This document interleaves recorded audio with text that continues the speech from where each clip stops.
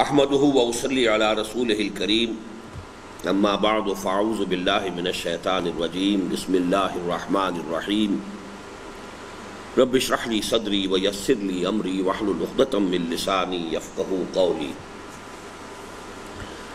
یہ ایک خطبہ ہے یوم اقبال کی تقریب میں آج سے 22 برس قبل میں نے دیا تھا، نہیں آج سے 10 سال قبل۔ یوں سمجھیے کہ علامہ اقبال پر میں نے پہلی تقریر جو کی تھی وہ تھی 20 برس قبل سن 74 میں ایچ.ایس.این کالج میں نے تقریر کی تھی۔ وہ تو اس کتاب میں سب سے پہلے نمبر پر شامل ہے۔ اس کے 12 برس بعد پھر یوم اقبال میں اگرچہ میرا بہت سے اجتماعات میں شرکت کا موقع ہوا ہے، لیکن یہ خاص مرحلہ تھا 1986 کا۔ اس میں ایک طویل عرصے کی جلا وطنی کے بعد بے نظیر جب واپس آئی تھی پاکستان میں، تو اس سے ایک دم فضا میں بڑی ہلچل پیدا ہوئی تھی، بہت بڑا استقبال ہوا تھا اس کا، اور بہت سے لوگوں کے جو ہے کان کھڑے ہوئے تھے کہ شاید ملک کے اندر کوئی بہت بڑی تبدیلی آنے والی ہے۔ تو اس وقت معمول سے ہٹ کر یوم اقبال کا جو جلسہ ہوا اس میں خاص طور پر مجھے خطاب کی دعوت بھی دی گئی، گویا کہ مین سپیکر میں تھا۔ دوسرے یہ کہ چونکہ عام طور پر تو وہاں پر بہت سے سپیکرز ہوتے ہیں اور عام سیاسی گفتگو ہوتی ہے، کوئی موضوع نہیں ہوتا، لیکن اس سال باضابطہ ایک معین موضوع بھی دیا گیا۔ اس پر پھر میں نے اپنے خیالات کو مرتب کر کے تحریری خطبہ وہاں پیش کیا تھا، جس کا کہ اس وقت ہم مطالعہ کر رہے ہیں۔ یہ گویا کہ علامہ اقبال کے ساتھ جو میرا ذہنی ربط اور تعلق ہے، اگر اس کی کوئی تاریخ مرتب کرنا چاہے تو 1974 میں نے جو باتیں کہیں، پھر 1986 میں جو باتیں کہیں، اور پھر سب سے ریسنٹ وہ ہے جو آپ پڑھ چکے ہیں، جو بر عظیم پاک و ہند میں اسلام کے انقلابی فکر کی تجدید و تعمیل کا جو پہلا حصہ ہے۔ وہ چونکہ تقریباً 2-3 سال پرانی بات ہے جبکہ میں نے یہ مضامین لکھے تھے نوائے وقت میں، تو اس طریقے سے ایک اس کے درمیان جو ہے تاریخی ربط قائم کیا جا سکتا ہے۔ اور اس خطبے میں پہلی مرتبہ میں نے کچھ ایسی باتیں کہی ہیں کہ جو علامہ اقبال کے خطبات کے صرف 2 الفاظ کے حوالے سے ان پر غور کرنے سے مجھ پر منکشف ہوئی۔ علامہ اقبال نے فرمایا کہ یہ جو موجودہ مغربی تہذیب ہے، اس کے 2 اسپیکٹس ہیں۔ ایک اس کا ظاہری اور خارجی خول ہے، جس کے لیے انہوں نے لفظ استعمال کیا ڈیزلنگ ایکسٹیریئر۔ یہ ڈیزلنگ ایکسٹیریئر کہ جو نگاہوں کو چکا چوند کر دینے والا ہے اور انسانوں کو مبہوت کر دینے والا ہے، اصل میں وہی مبہوتیت تھی جس کے بنا پر سر سید احمد خان نے وہ جو بھی نیا علم کلام جو ہے سائنٹیفک ترتیب دینے کی کوشش کی تھی، اور وہی مروبیت ہے کہ جو اب بھی ہمارے ایک بہت بڑے طبقے کے اندر موجود ہے، وہ ڈیزلنگ ایکسٹیریئر ہے۔ دوسرا لفظ انہوں نے استعمال کیا دی انر کور۔ اس تہذیب کا ایک انر کور ہے، داخلی یا اندرونی جو ہے، اصل جو اس کا ایسنس ہے۔ کور کے لیے کیا اور لفظ لایا جائے اردو میں میری سمجھ میں نہیں آ رہا اس وقت۔ جی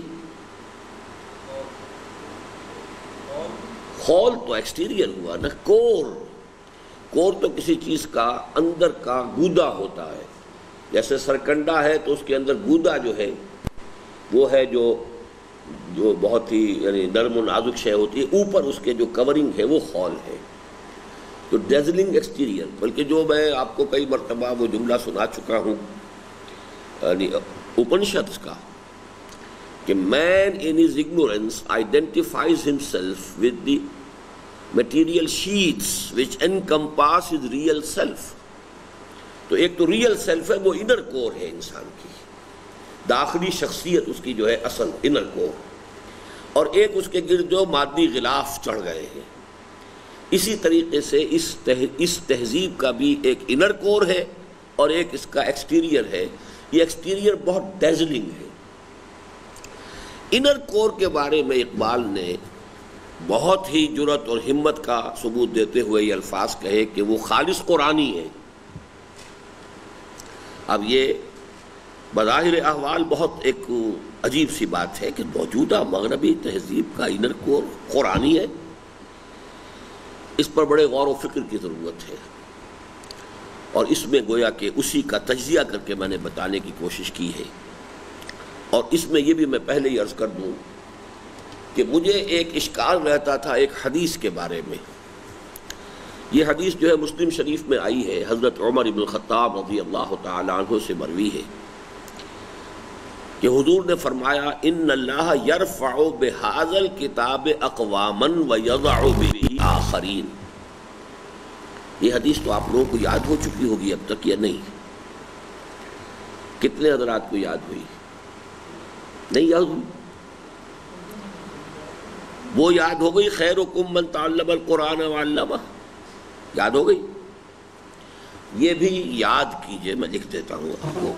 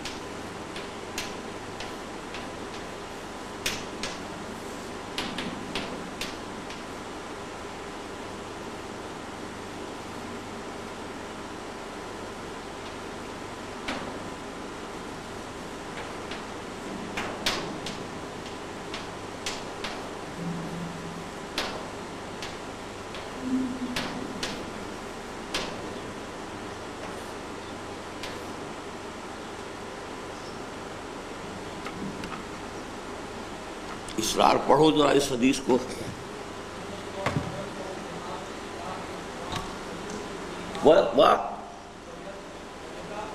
یضع، کیا ترجمہ ہوگا اس کا؟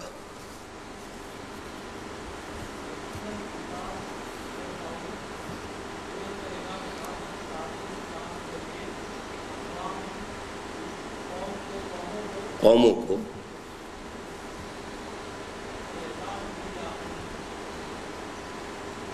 اس کے ہے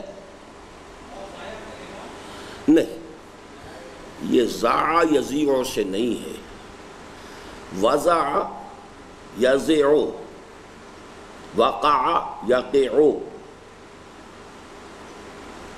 اسی سے تواضع لفظ بنا ہے۔ تواضع کسی کہتے ہیں؟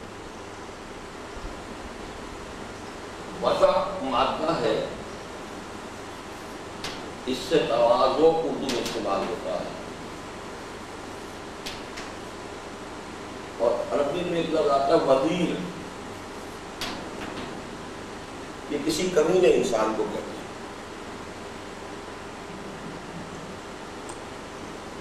تواضع نیچے جھکنا، کسی کے سامنے اپنے آپ کو پست کرنا۔ آپ کا کوئی مہمان آیا ہے، آپ اس کی تواضع کر رہے ہیں، یعنی اس کا اکرام کر رہے ہیں، اس کا اعزاز کر رہے ہیں، اسے اٹھا رہے ہیں اور خود نیچے ہو رہے ہیں۔ تواضع باب تفاعل ہو گیا۔ وضع گرانا، ان اللہ یرفع بہذا الکتاب اقواما، یقیناً اللہ تعالیٰ بلند کرے گا، اونچا کرے گا، اٹھائے گا اسی کتاب کے ذریعے سے بہت سی قوموں کو۔ وَيَضَعُ بِهِ، اور گرا دے گا، نیچا کر دے گا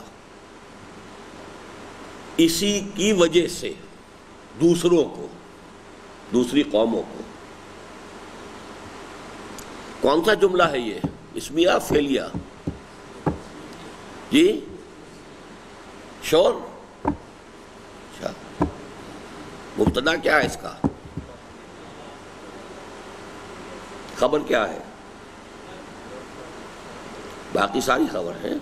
چلیے ٹھیک ہے، تو اتنی بات بھی آ گئی ہے تو کافی آ گئی ہے. جملہ اسمیہ کی تعریف کیا ہے؟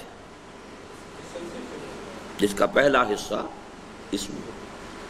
اب اس حدیث پر اشکال یہ ہوتا تھا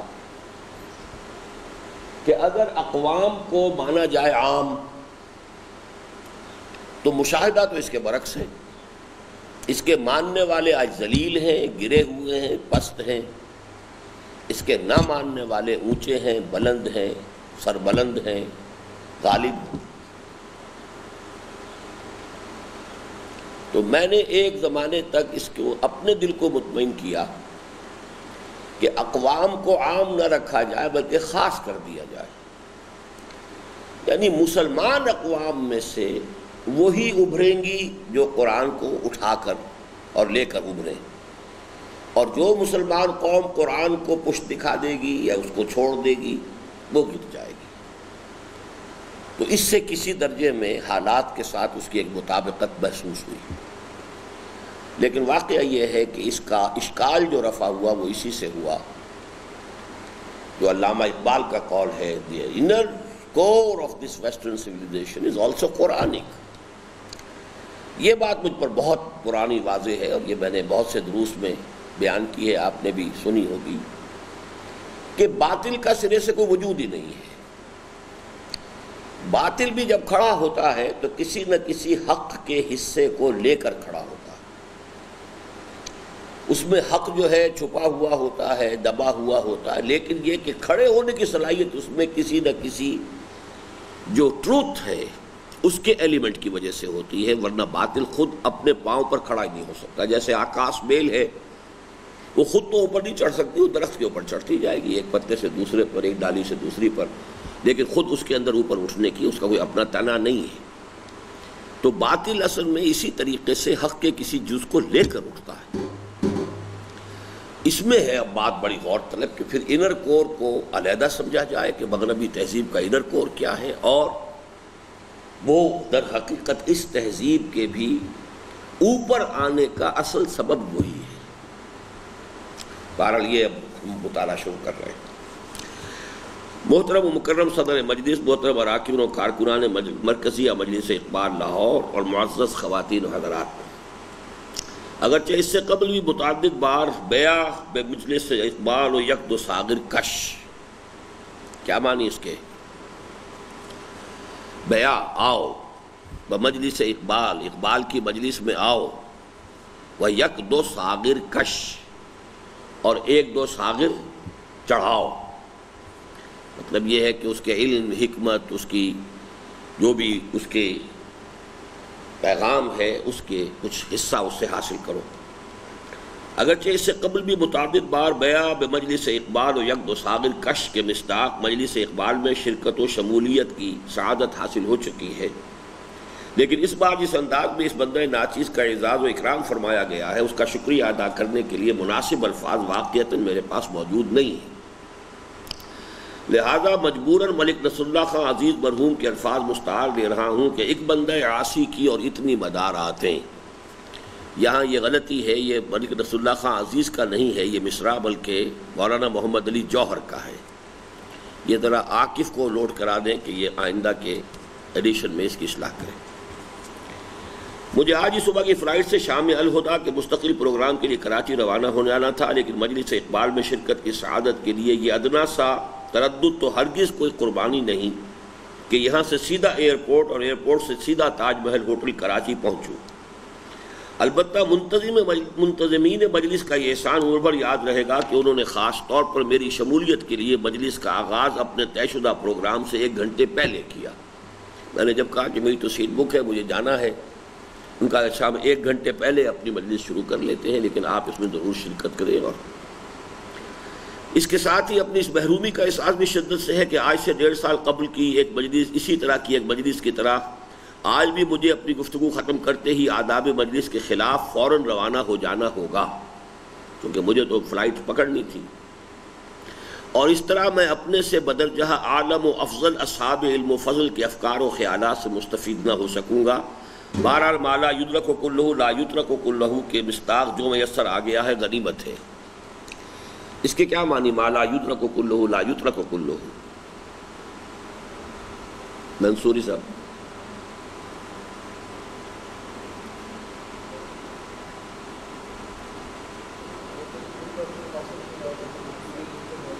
جی.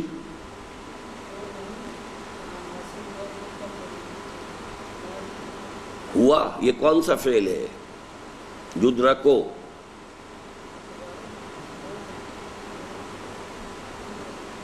مضارع معروف ہے مجہول ہے؟ مجہول ہوگا. تو جو حاصل نہ کیا جا سکے کلہ، کل کا کل، لا یترو کو نہیں چھوڑ دیا جاتا، یہ پھر مضارع مجہول ہے. کلہ، کل کا کل، یعنی اگر کوئی شے کل مل نہیں سکتی تو کل کو چھوڑنا نہیں چاہیے، بلکہ جو مل سکے وہ تو لو. ایک تو یہ ہے کہ ایک شے اگر آپ بتمام و کمال حاصل نہیں کر سکتے تو چھوڑو، تو دوا کرو، اس سے بالکل کوئی تعلق ہی نہ رکھو. ایک یہ ہے کہ بھائی جو بھی کچھ اس میں سے حاصل کیا جا سکے وہ تو حاصل کر لو، پورا نہ صحیح تو کم صحیح. ما لا یدرک کلہ لا یترک کلہ، ایسا نہیں ہوتا کہ جو شے کل کی کل حاصل نہ کی جا سکے اسے کل کے کل کو چھوڑ دیا جائے، بلکہ یہ ہے یعنی جس کو ہم کہتے ہیں آل اور نن، یا تو ہو تو سب ہو، نہیں تو زیرو. یہ جو ہے یہ فزیولوجی میں یہ ایک لا ہے، اور اس کا بھی میرے دروس میں بہت دفعہ حوالہ آیا، آل اور نن. اس لیے کہ مسکولر جو کنٹریکشن ہوتی ہے، مسکولر فائبر جو ہے، اس کا اصول یہ ہے کہ وہ کنٹریکٹ کرتا ہے تو پورا کرتا ہے. ایسا نہیں ہو سکتا کہ ادھورا کرے، یا بالکل سٹیمولس جو ہے اتنا کمزور ہے کہ وہ کنٹریکٹ کرے گا ہی نہیں. جب کرے گا تو پورا کرے گا. یہ نہیں کہ اگر ہلکا سٹیمولس ہے تو ہلکا کنٹریکشن ہو، زیادہ اسٹرانگ سٹیمولس آ گیا زیادہ اسٹرانگ کنٹریکشن ہو، بلکہ وہ آل اور نن لا ہے وہاں. لیکن یہاں اس آل اور نن لا کے خلاف ہے کہ اگر کوئی شے کل نہ مل سکے تو جتنی مل سکے وہ تو غنیمت ہے. بہت سے حضرات یقیناً اس پر حیران ہوں گے کہ میں اپنی روایت کے اکثر خلاف آج اپنے خیالات تحریری صورت میں پیش کر رہا ہوں. اس کی وجہ یہ ہے کہ عام معمول سے ہٹ کر اس بار مجلس اقبال کے لیے بھی ایک موضوع تجویز کر دیا گیا ہے، یعنی فکر اقبال کی روشنی میں حالات حاضرہ اور ہماری قومی ذمہ داریاں. اور یہ موضوع اول تو خطیبانہ جوش سے زیادہ سنجیدہ غور و فکر کا متقاضی ہے. ثانیاً اس کا اندیشہ ہے کہ زبانی گفتگو کی روا روی میں اس کا کوئی اہم گوشہ تش نہ رہ جائے. پھر ایک خواہش یہ بھی ہے کہ یہ باتیں جد از جد وسیع پیمانے پر لوگوں کے سامنے لائی جائیں اور من و عن شائع ہوں. لہذا نون والقلم وما یسطرون کے مطابق ذہن و لسان کے مابین قلم کو زبان کی شیرازہ بندی کے ذریعے کے طور پر استعمال کر رہا ہوں. یہ جملہ آپ مجھے سمجھائیں گے؟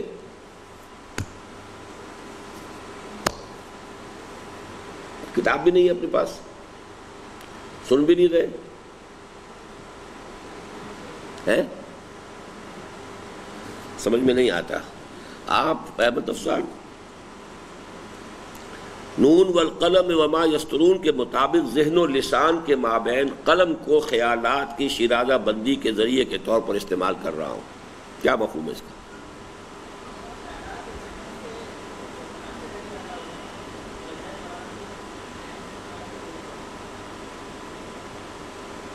بجائے نہیں، درمیان میں. یعنی یہ کہ ایک شکل تو یہ ہوتی کہ ذہن سے براہ راست زبان پر آتے ہیں، یہ خطیبانہ انداز ہوتا ہے. ایک کہ ذہن نے پہلے قلم کو حکم دیا، قلم نے لکھ لیا، اب زبان اس قلم سے لکھے ہوئے کو پڑھ رہی ہے. تو گویا کہ ذہن اور زبان کے درمیان آ گیا قلم. اور قلم کے ذہن اور زبان کے درمیان آنے کا فائدہ کیا ہے کہ شیرازہ بندی جو ہے اس کی، انگریزی میں کیا کہتے ہیں آپ مضمون نویسی کو؟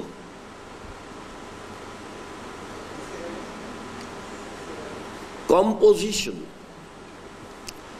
Composition what it mean? To compose. آپ کے خیالات ہیں، کوئی نظریات ہیں، now you compose them. Composition وہ میوزک کی بھی ہوتی ہے، کمپوزیشن شاعری کی ہوتی ہے، کمپوزیشن نثر کی ہوتی ہے، تو ہے تو کمپوزیشن. اردو میں اس کے لیے کیا لفظ ہے عربی میں؟ انشاء. اصل میں انشاء پہ پردازی جو اضافہ کیا گیا ہے تو انشاء عربی کا لفظ ہے اور پردازی فارسی کا ہے. انشاء خود کافی ہے عربی میں انشاء، اور انشاء کے کیا معنی ہوں گے؟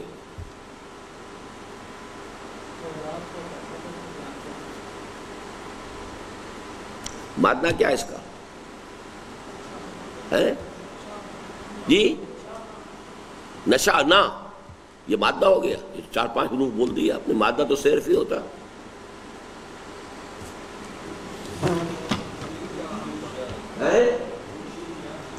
نون شین یا حمزہ، نون شین حمزہ. اچھا، اس سے باقی فعال بنائیے انشاء.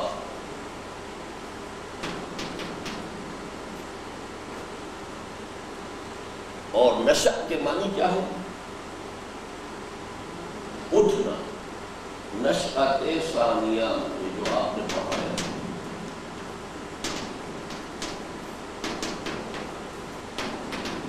دوسری مرتبہ اٹھنا. اسلام ایک مرتبہ اٹھا پھر گرا. اب ہماری ساری یہ جدوجہد کائے کے لیے؟ اسلام کی نشأت ثانیہ، جو پہلا کتاب آپ نے پڑھا ہوگا اپنے کورس میں، لٹریچر، جو آپ کو ویڈیو کے ذریعے سے دکھایا گیا. اسلام کی نشأت ثانیہ، نشہ. لیکن جس چیز کا نام ہے ہمارے ہاں جو نارکوٹکس، وہ نشہ ہے، وہ ہے کے ساتھ ہے نشہ. تو اس میں اب منشیات اور یہ جو لفظ بنا دیے گئے بالکل غلط ہیں. یہ عربی کے الفاظ عربی کے وزن پر لے آئے ہیں، لیکن وہ نشہ سے ہے. نشہ کے معنی تو اٹھانا ہے، اور نشہ گراتا ہے. تو ہوگا بھی تو منشہات ہونا چاہیے، نشہ والا.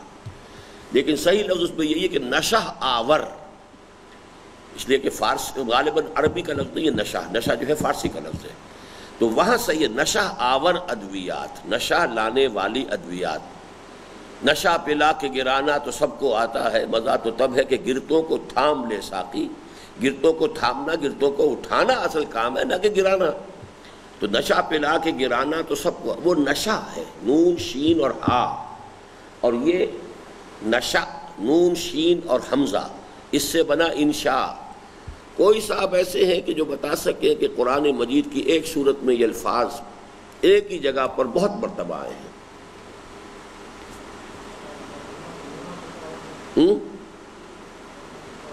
جی سورت کا نام بتائیں نا. آپ کیا آیت پڑھ رہے ہیں؟ تشاؤ تو لفظی اور نشہ سے کیا ہو گیا ہوتا ہے؟ وہ شاء ہے، چاہنا.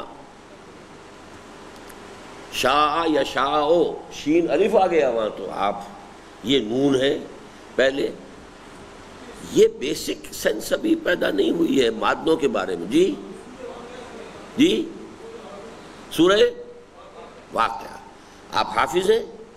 نہیں ہے، ٹھیک ہے، لیکن صحیح ہے. یہ سورہ واقعہ کا جو آخری رکوع ہے تیسرا، اس میں یہ لفظ کئی بار آیا ہے. وَلَقَدْ عَلِمْتُمُ النَّشْأَةَ الْأُولَىٰ فَلَوْلَا تَذَكَّرُونَ. آخرت کے لیے دلیل دی گئی، تم پہلی مرتبہ کے اٹھان کو جانتے ہو. تمہیں گندے پانی کی ایک بوند سے اٹھا کر کہاں تک اللہ نے پہنچا دیا، تو کیوں اس سے سبق حاصل نہیں کرتے کہ اللہ تمہیں دوبارہ پیدا کر سکتا ہے. وَلَقَدْ عَلِمْتُمُ النَّشْأَةَ الْأُولَىٰ، پہلی مرتبہ کا اٹھنا. فَلَوْلَا تَذَكَّرُونَ. اسی طریقے سے فرمایا أَفَرَأَيْتُمُ النَّارَ الَّتِي تُورُونَ أَأَنشَأْتُمْ شَجَرَتَهَا أَمْ نَحْنُ الْمُنشِئُونَ. اب دیکھیے انشاء سے فاعل کیا بنا؟ منشی. یہ جو منشی کا لفظ ہے، جو آج ہمارے ہاں بڑا ہلکا سا بن گیا ہے، کسی زمانے میں یہ بہت قیمتی لفظ تھا. جیسے مولوی، مولوی بڑے ادب کا لفظ ہوتا تھا. مثنوی، مولوی، معنوی. مولوی، مولوی بہت اونچا لفظ ہوتا تھا. اب اسے کہاں گرا دیا؟ منشی، جو بہترین انشاء پرداز ہو. جو بہترین اپنے خیالات کو اٹھائے اور پھر اس کا دانا بانا بنے اور پھر اس کو منتقل کر سکے، کمپوز کر سکے، منشی. تو منشی کے معنی یہ تھے. چلیے عنوان میں اختیار کردہ ترتیب سے ذرا ہٹ کر میں پہلے حالات حاضرہ کے ضمن میں اپنا مشاہدہ اور تجزیہ پیش کرنے کی اجازت چاہتا ہوں. اب اس میں سے آپ میں سے کچھ تو بہت ہی نابالغ ہوں گے اس وقت، آج سے ظاہر بات ہے کہ 10 سال پرانی بات ہے یہ، لیکن کچھ اگر ذہن میں دھندلا سا نقشہ کچھ لوگوں کی ہو تو ذہن میں لائیں پاکستان کے کیا حالات تھے. آج ہر شخص یہ محسوس کر رہا ہے کہ ہم نے معمار پاکستان قائد اعظم محمد علی جناح مرحوم کے اس اندیشے کے عین مطابق جو ان کے اس تاریخی جملے میں سامنے آتا ہے، God has given us a golden opportunity to prove our worth as architects of a new nation. And let it not be said that we didn't prove equal to the task. اللہ نے ہمیں ایک بڑا سنہری موقع دیا ہے کہ ہم ایک نئی قوم کی تعمیر کے ضمن میں اپنی صلاحیتوں کا لوہا منوائیں کہ واقعتاً ایک نئے ملک، نئی قوم کی تعمیر کی بڑی صلاحیت اس قوم کے اندر موجود تھی. It's a golden opportunity. یہ پاکستان بننے کے فوراً بعد کی بات ہے. God has given us a golden opportunity to prove our worth as architects of a new nation. And let it not be said, اور دیکھنا کہیں یہ نہ کہا جائے that we didn't prove equal to the task، کہ ہم اس کام کے اہل ثابت نہ ہو سکے. تو قائد اعظم کے الفاظ کے مطابق ہمیں اپنی نااہلی اور عدم قابلیت کا بھرپور ثبوت دیتے ہوئے ان کے قائم کردہ پاکستان کو تو آج سے لگ بھگ 14.5 سال قبل دولخت کرا لیا تھا. اب وہ 24.5 برس ہو گئے، 10 برس کے بعد ہم پڑھ رہے ہیں اس تحریر کو. اب اندیشہ ہے کہ مفکر اور مصور پاکستان علامہ اقبال نے 1930 میں جس پاکستان کا خواب، an independent Muslim state at least in the north west of India، 1930 میں علامہ اقبال نے جس پاکستان کا خواب دیکھا تھا اس میں ایسٹ پاکستان شامل نہیں تھا. اس لیے اس میں دیکھیے کہ پہلے قائد اعظم کی بات کی ہے کہ قائد اعظم کے ہاتھوں جو پاکستان بنا تھا وہ 2 خطوں پر مشتمل تھا، ویسٹ پاکستان، ایسٹ پاکستان. اس کو تو ہم توڑوا چکے، لیکن اب بھی یہ غنیمت ہے کہ وہ جس کا خواب اقبال نے دیکھا تھا وہ پاکستان ابھی موجود ہے.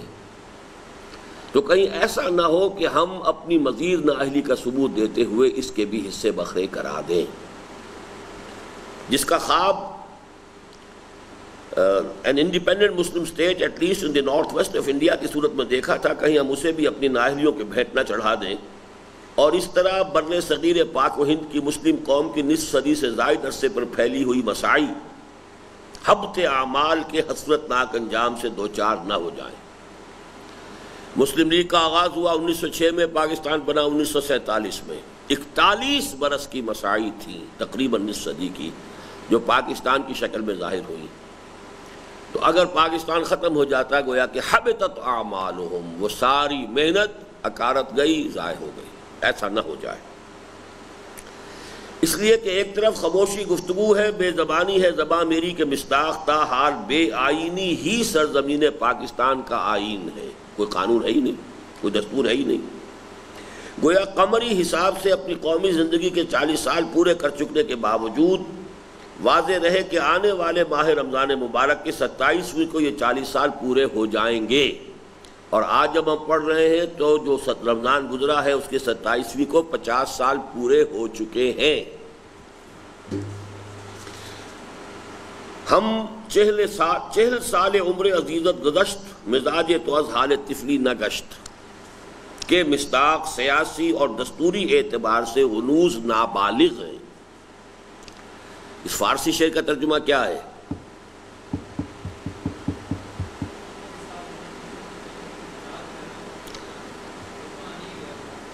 ایک ایک لفظ کا ترجمہ کرو. 40 سال، یہ تے کے کیا معنی ہے؟ ایک حرف چھوڑ رہے ہو نا، بیچ میں کھاؤ نہیں نا اس کو. عزیزت، تیری عمر کے، تیری عمر عزیز کے 40 سال گزر چکے ہیں. تے جو لگ جاتا ہے نا تو یہ فارسی میں تیرے کا معنی دیتا ہے.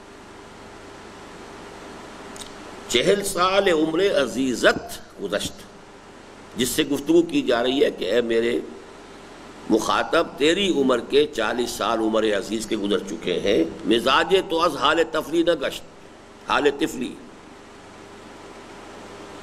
تمہارا مزاج ابھی، تمہاری عمر کتنی ہو گئی ہے 41، تو وہ بچپنے سے نکل آئے کہ نہیں؟ کہیں یہ شعر مستاق اس کا تم پر اپلائی تو نہیں ہو رہا کہیں؟ 40 سال عمر عزیزت گزشت، مزاج تو از حال طفلی نگشت، کہ مصداق سیاسی اور دستوری اعتبار سے ہنوز نابالغ ہے، تو دوسری طرف صاف نظر آتا ہے کہ آہ وہ تیر نیم کش جس کا نہ ہو کوئی ہدف، اور چلتا ہوں تھوڑی دور ہر ایک راہ رو کے ساتھ، پہچانتا نہیں ہوں ابھی راہ بر کو میں، کہ مصداق اس قافلہ ملی کی کوئی منزل معین ہے ہی نہیں، اور یہ ہجوم مومنی بے مقصدیت کے صحرائے تیہ میں بالکل اس شان سے بھٹک رہا ہے کہ کس طرف جاؤں کدھر دیکھوں کسے آواز دوں، اے ہجوم نامرادی دل بہت گھبرائے ہے۔ 10 سال کے بعد آج پھر پاکستانی قوم بالکل اس کیفیت کے ساتھ دوچار۔ اب کل جو حادثہ ہوا ہے اور جو بھی واقعہ ہوا ہے، اٹ کین فلیئر اپ، یہ سن 69-70 کی کیفیات بھی بن سکتی ہیں، یہ سن 77 کی کیفیات بھی بن سکتی ہیں، لیکن سن 69-70 کی ساری جو بھی تھی اکھیڑ پچھاڑ، اس سے بھٹو صاحب برآمد ہو گئے تھے، سن 77 کی اکھیڑ پچھاڑ سے ماشاء اللہ آ گیا تھا۔ کوئی مثبت، کوئی مستحکم، کوئی اسلام کی طرف پیش رفت والا کوئی نظام نہیں آ پایا، ابھی تک ہم وہیں کھڑے ہیں۔ اور آج کے حالات میں اس خطبے کا مطالعہ میں سمجھتا ہوں کہ بہت ہی اہم ہے۔ صحرائے 30 کے کیا معنی ہے؟ ہاں، چونکہ یہ لفظ آیا ہے یتیہون فی الارض، ورنہ صحرائے 30 کوئی لفظ نہیں ہے عربی کا۔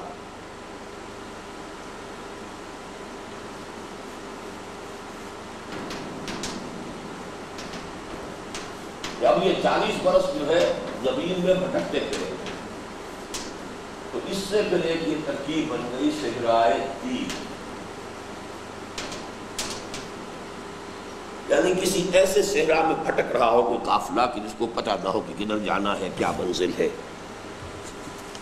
چنانچہ اغیار تانے دے رہے ہیں، پھپتیاں چست کر رہے ہیں، مبصرین اور تجزیہ نگار انتشار، ڈس انٹیگریشن اور حصے بکھرے ہو جانے اور بلکنائزیشن کی پیشن گوئیاں کر رہے ہیں۔ اس زمانے میں خاص طور پر کچھ ایک زائرنگ نام کے ایک صاحب امریکن جرنلسٹ تھے، پاکستان میں کچھ عرصے موجود رہے، تو ان کی جو مقالات چھپے تھے وہ یہ تھا کہ پاکستان از ایٹ دی ورج آف بلکنائزیشن اور ڈس انٹیگریشن، پاکستان جو بھی بچا کھچا پاکستان ہے یہ بھی اب حصے بکھرے ہونے۔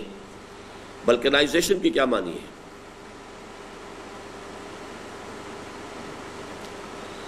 جنرل معلومات کا بھی بہت ہی لو لیول ہے جی، کہ کہاں سے بنا لفظ یہ جی؟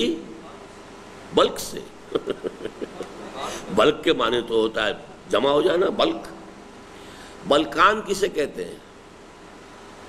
بلکان ایک علاقہ ہے مشرقی یورپ کا، جنوب مشرقی یورپ کا، جس میں چھوٹی چھوٹی ریاستیں ہیں۔ انہی میں تو یہ سارا یہ کیا ہوا، بوسنیا ہرسگووینا کیا ہے یہ ساری ریاستیں ہیں۔ ایک زمانے میں مارشل ٹیٹو نے ان سب کو جمع کر کے یوگوسلاویا ایک بہت بڑا ملک بنا دیا تھا، ورنہ یہ چھوٹے چھوٹے ملک تھے۔ ہمیشہ سے ان کو بلکنائزیشن، یعنی جہاں کہیں بھی کوئی بڑا ملک منقسم ہو جائے چھوٹے چھوٹے ٹکڑوں میں، اس کے لیے اب یہ لفظ بن گیا۔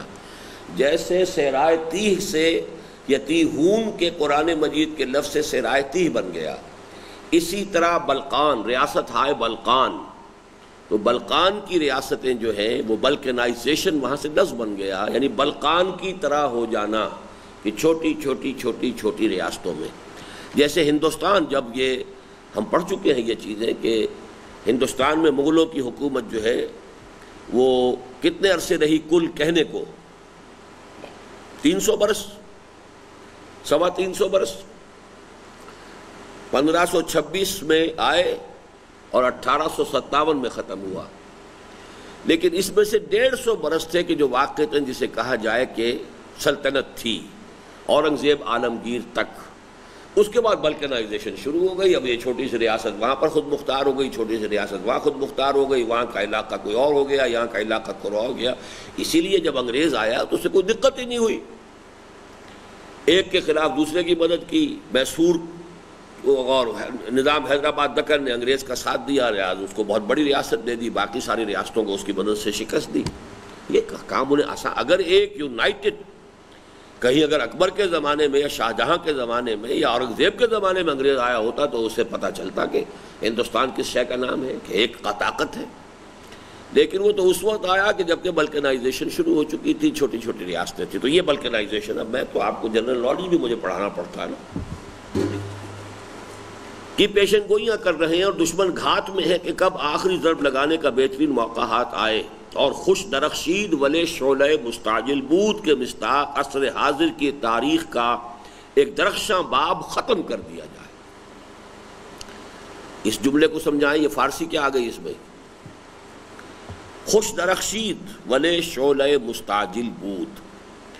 ایک ہوتی ہے آگ جو سلگ رہی ہو، ایک ہے شعلہ بھڑکا اور بجھ گیا. تو خوش درخشید خوب چمکا تھا، لیکن شعلہ مستعجل بود وہ اس شعلے کے مانند ہوا کہ جو بہت جلدی ہی بجھ بھی جاتا ہے. یہی لفظ ہے جو میں نے بہت اہمیت کے ساتھ، وہ جو میری کتاب ہے تحریک جماعت اسلامی، اس کا جو حصہ اول ہے کہ جماعت اسلامی کی تحریک کتنی عظیم تحریک تھی، اس کے یہ اصول تھے، یہ مبادی تھے. لیکن خوش درخشید ولے شعلہ مستعجل بود، وہ تحریک جو ہے پھر پاکستان میں آ کر 2 سال کے بعد وہ تحریک دم توڑ گئی. اب ایک پولیٹیکل موومنٹ ہے جو چل رہی ہے. تو خوش درخشید کسی شے کے بارے میں جب آپ کہنا چاہیں کہ وہ چمکی تو خوب تھی، ابھری تو خوب تھی، ابتدا تو اچھی تھی، اس میں کوئی شک نہیں، لیکن وہ ایک شعلے کے مانند بھڑک کر جلد ہی ختم ہو گئی. خوش درخشید ولے شعلہ مستعجل بود. کیسے پڑھیں گے اسے منصوری صاحب؟ خود خوش درخشید، ہاں، ولے کے معنی لیکن. مستعجل یہاں خالص عربی کا لفظ ہے، شعلہ بھی عربی کا لفظ ہے. یعنی چونکہ یہ جو پرشین ہے یہ اس کی بہت بڑی ووکیبلری عربی کی ہے، لیکن یہ کہ ریسنٹلی پرشین کو پرشینائز کیا گیا ہے کہ اس میں سے عربی کے الفاظ اب نکالے گئے ہیں. جب سے ایرانین نیشنلزم کا دور شروع ہوا ہے، جیسے ہندوستان میں ایک نئی بھاشا بنائی گئی ہے کہ اردو کے الفاظ جو ہندی میں بہت زیادہ گھس گئے تھے، اردو کے، عربی کے، ان کو نکال کر اب ان کی ایک علیحدہ بھاشا بن چکی ہے. وہ انہوں نے ان 50 سالوں میں نئی بھاشا بنائی ہے اور بنا کر اسے اتنا رائج کر دیا ہے کہ وہاں کے مسلمان اتنے عمدہ بولتے ہیں کہ میں حیران ہو جاتا ہوں. کبھی کبھی BBC کا جو انڈین پروگرام آتا ہے ہندی کا، وہ میں سنتا ہوں تو میں حیران رہ جاتا ہوں کہ یہ مسلمان اناؤنسر ہے جو بول رہا ہے. اسی طریقے سے ایرانیوں نے بھی اپنی زبان میں سے عربی کے الفاظ کو نکالا ہے. تو یہ نئی ایرانی عربی کچھ مختلف ہو گئی ہے اس فارسی، نئی ایرانی فارسی جو پرانی فارسی تھی، اور وہ پرانی فارسی آج بھی افغانستان میں موجود ہے. تو جو شیخ سعدی کی فارسی تھی وہ اب ایران میں نہیں ہے، وہ بدل چکی ہے. حافظ کی، شیخ سعدی کی، البتہ یہ کہ اس کے سمجھنے والے زیادہ جو ہے وہ اب افغانستان میں ہے. مستعجل کیا لفظ ہے، کیا کلمہ ہے مستعجل؟ نصیر صاحب، اس میں فاعل ہے، کس سے ہے؟ مادہ کیا ہے؟ عین جیم نام، جس سے کہ اجرت کا لفظ بنتا ہے. اجرت سے باب استفعال استعجال. قرآن مجید میں بار بار آیا یستعجلون بالسیئات قبل الحسنہ، یہ بھلائی سے پہلے برائی کی جلدی کر رہے ہیں. یعنی جب کہتے تھے کفار مکہ لے آؤ عذاب، ہم تنگ آ گئے سن سن کر تمہاری عذاب کی دھمکیاں، کان پک گئے ہمارے، لے آؤ عذاب، تو اس پر جواب آتا تھا یستعجلون بالسیئات قبل الحسنہ. ان کا کیا حال ہے کہ یہ بھلائی سے پہلے برائی کی جلدی مچا رہے. استعجال گویا نظر بظاہر. اچھا، یہ عصر حاضر کی تاریخ کا ایک درخشاں باب ختم کر دیا جائے، یعنی پاکستان کا وجود میں آنا، اس میں قرارداد مقاصد کا پاس ہونا، یہ اس کا جو ایک شعلے کے مانند بھڑکا تھا اسلام کا ایک معاملہ، اس کو بالکل ختم کر دیا جائے. گویا نظر بظاہر یوں محسوس ہوتا ہے کہ اس کی بربادی پہ آج آمادہ ہے وہ کارساز جس نے اس کا نام رکھا تھا جہان کاف و نون۔ یہ کاف و نون کیا بلا ہے جی؟ کن۔ اللہ تعالیٰ نے اس کائنات کو کاف و نون یعنی کن سے پیدا کیا ہے۔ تو یہ شیطان کے الفاظ ہیں اصل میں علامہ اقبال کے کلام میں، کہ جس اللہ نے اس کائنات کو کن سے پیدا کیا تھا، معلوم ہوتا ہے کہ وہ اب اس کو برباد کرنے پر بھی اس کا فیصلہ ہو گیا، تل گیا ہے۔ پاکستان کی فضا پر متذکرہ بالا عمومی تشویش اور بددلی و مایوسی کے جو بادل چھائے ہوئے ہیں، ان کے درمیان سے جھانک کر واقعات کی دنیا میں حالات حاضرہ کے داخلی اور خارجی پہلوؤں کا مشاہدہ کیا جائے تو صورتحال کچھ یوں نظر آتی ہے۔ یعنی ایک تو عمومی تاثرات تھے جو اوپر بیان ہو گئے، اب ذرا کچھ فیکٹس اینڈ فگرز۔ ایک جانب سیاچین گلیشیئر ہمارے ہاتھ سے جا چکا ہے، کشمیر کی کنٹرول لائن آئے دن کی بھارتی جارحیت سے خون آلود ہوتی رہتی ہے۔ پھر کشمیر کے علاوہ ہماری حساس ترین سرحد سے ملک بھارتی پنجاب شدید خلفشار اور عدم استحکام کا شکار ہے۔ یہ صورت اس وقت بدل گئی ہے، اس وقت وہ خالصہ موومنٹ، سکھوں کی موومنٹ بہت تیزی کے ساتھ تھی، اور اس کے ضمن میں کوئی دن نہیں جاتا جب بھارتی زعماء میں سے کوئی نہ کوئی ہمیں مورد الزام نہ ٹھہراتا ہو۔ جو بھی کچھ چل رہی تھی سکھوں کی موومنٹ، اس کے بارے میں بھارتی حکومت یہی کہتی تھی یہ پاکستان شرارت کروا رہا ہے۔ نتیجتاً پاکستان سے بھارت کی پیدائشی دشمنی اور مستقل نفسیاتی اور واقعاتی آویزش پر مستعد یہ فوری اور شدید اندیشہ سر پر منڈلا رہا ہے کہ کسی بھی وقت اپنے اندرونی خلفشار کے باعث جھنجلا کر بھارت کسی بڑی جارحیت کا ارتکاب نہ کر گزرے۔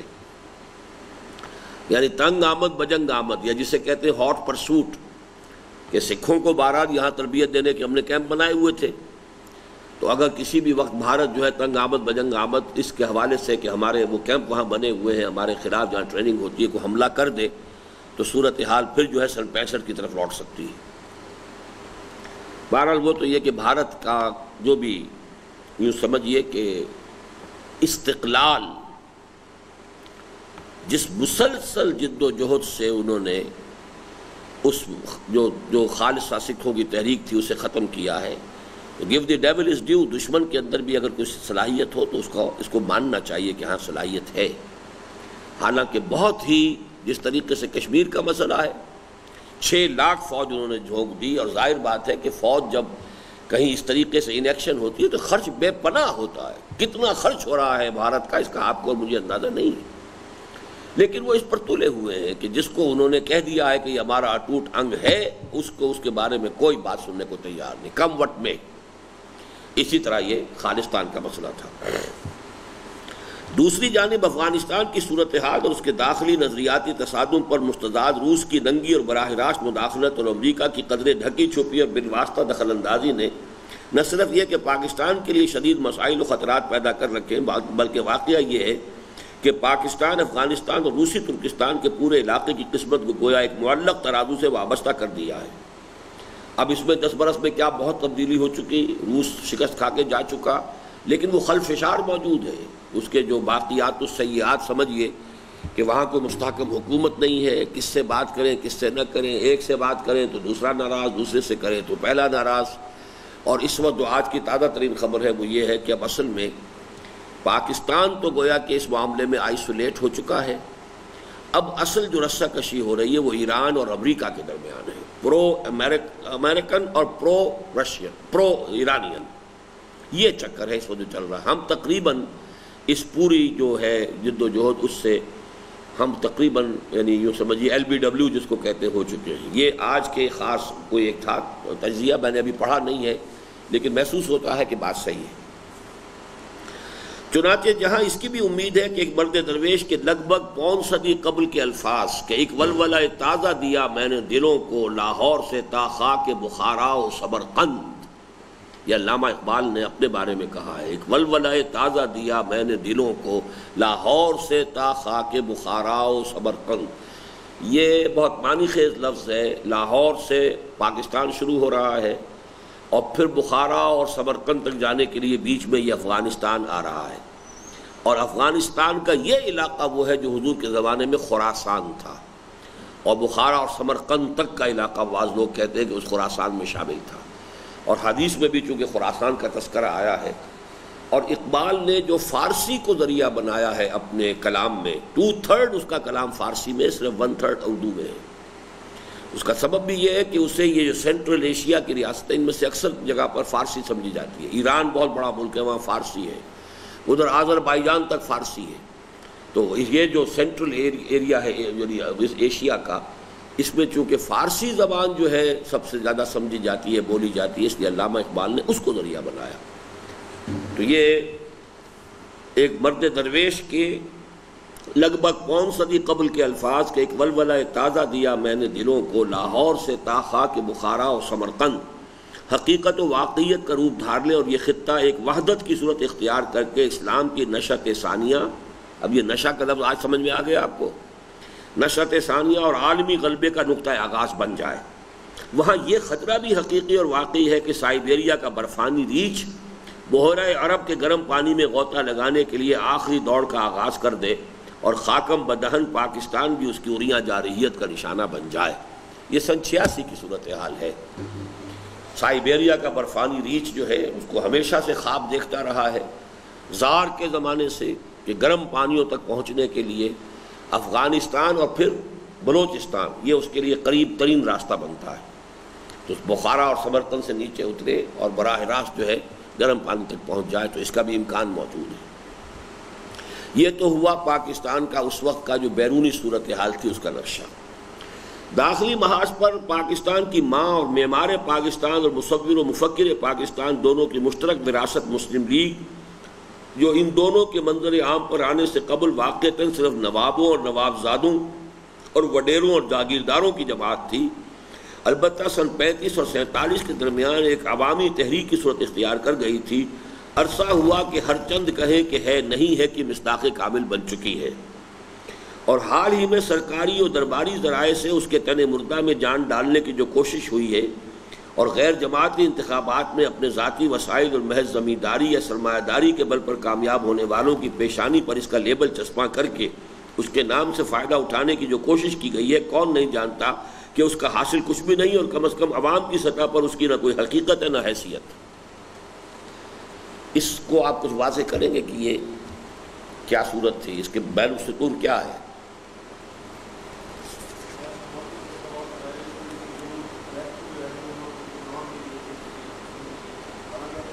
وہ کون سی مسلم لیگ تھی؟ جنیجو لیگ۔ یہ اصل میں اس جنیجو لیگ کا سارا حدود اربا بیان ہو رہا ہے کہ اس زمانے میں یہ نواز شریف کی لیگ کا تو وجود تھا ہی نہیں نا، اس لیے کہ ضیاء الحق صاحب نے جب یہ محسوس کیا کہ ورلڈ اوپینین بھی میرے خلاف ہو رہا ہے، مارشل لا زیادہ نہیں چلنا چاہیے، MRD کی تحریک بھی، تو اس حوالے سے اب بہتر ہے کہ کوئی سیاسی نظام اختیار کر لیا جائے۔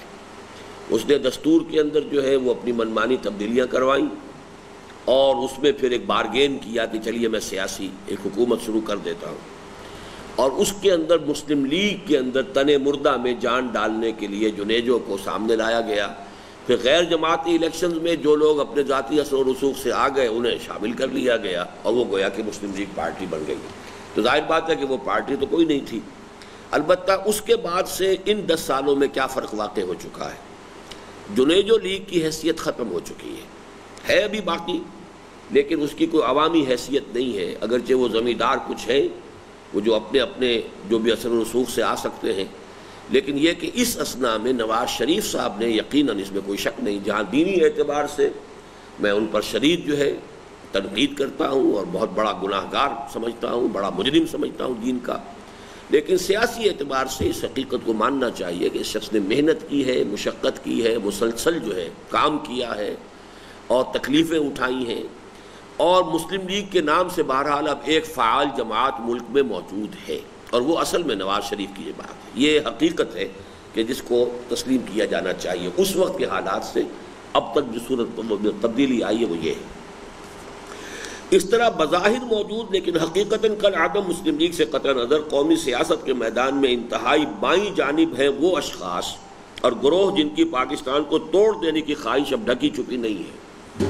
ولی خان صاحب تھے، وہ تو روس کی آمد جو ہے اس کو ویلکم کہہ رہے تھے، اور سارا معاملہ کہ پاکستان اب ٹوٹے.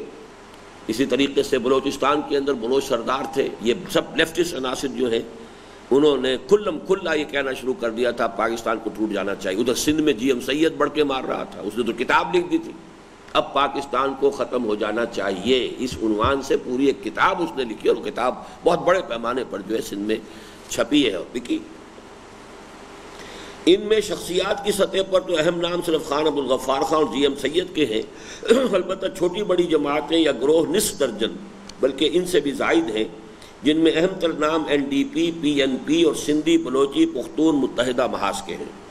تاہم غنیمت ہے کہ ابھی ان سب کا دائرہ اثر صرف چھوٹے صوبوں تک محدود ہے، اور پنجاب کی حد تک اس کی صرف ایک خفیف سی صدائے بازگشت جناب حنیف رامے کی صورت میں سامنے آئی ہے. وہ یاد ہے کچھ؟ حنیف رامے نے کہا تھا پنجاب کا ہیرو رنجیت سنگھ ہے، جیسے کبھی جمال عبد الناصر نے کہا تھا کہ نحن ابناء الفراعنہ، ہم فرعونوں کی اولاد ہیں. صدام کے بارے میں کہا جاتا ہے کہ اس نے کہا تھا نحن ابناء النماردہ، ہم نمرودوں کی اولاد ہیں. یہ کہ نمرود جو ہے وہ عراق کا بادشاہ تھا، اور فرعون جو ہے وہ مصر کے بادشاہوں کا لقب تھا، اور یہاں کا نمرود تھا. اسی طرح حنیف رامے صاحب نے فرمایا کہ ہمارا ہیرو رنجیت سنگھ ہے. دوسری انتہا پر ہے بعض نیم مذہبی اور نیم سیاسی جماعتیں جن کی اکثریت واضح طور پر دائیں بازو سے تعلق رکھتی ہے. ان میں بھی قابل ذکر تو تین ہی ہیں، یعنی جے you I, J U P اور جماعت اسلامی.